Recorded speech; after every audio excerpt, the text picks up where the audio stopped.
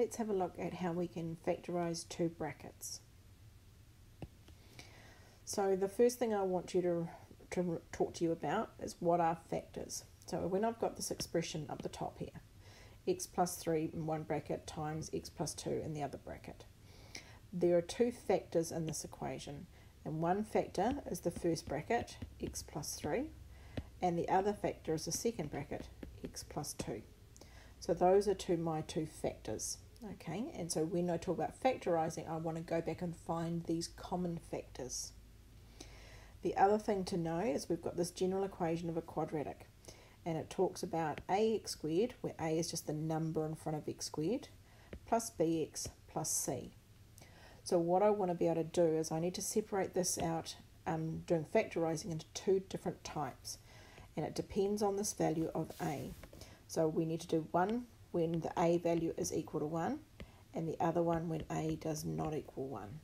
Alright, so these are the two types that we want to split into. So I'm going to first of all just look at when a is equal to 1. So this is when I'm dealing with an x squared where the coefficient is a 1. So for that family, I want to look at how do I go about factorising. Well, if we were just to think about the opposite. So if I had x plus 2 bracket times x plus 3.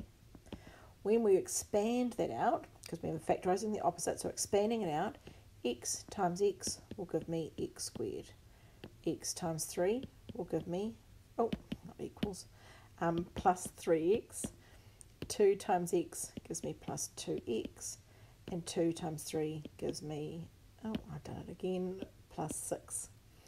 So now let's think about simplifying that. X squared plus 3x plus 2x is 5x plus 6.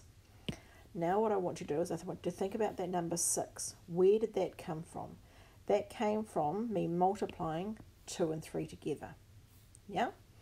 Now I want you to think about where did this 5 come from?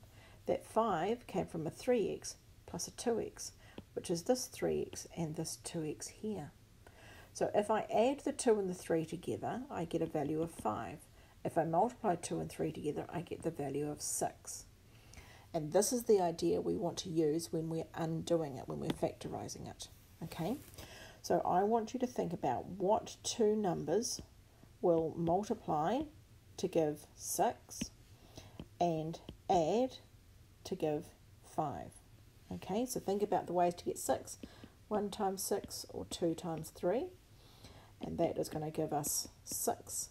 Or now I want you to think about adding. 1 plus 6 is 7. 2 plus 3 is 5. So I want to find two numbers that multiply to 6 and add to 5. And that therefore is the two numbers are 2 and 3. So when I come to factorise this, I need my two sets of brackets. I need an x in both to get my x squared. And then I need a 2 and a 3. And I'm adding both of those numbers. And that's the factorised form.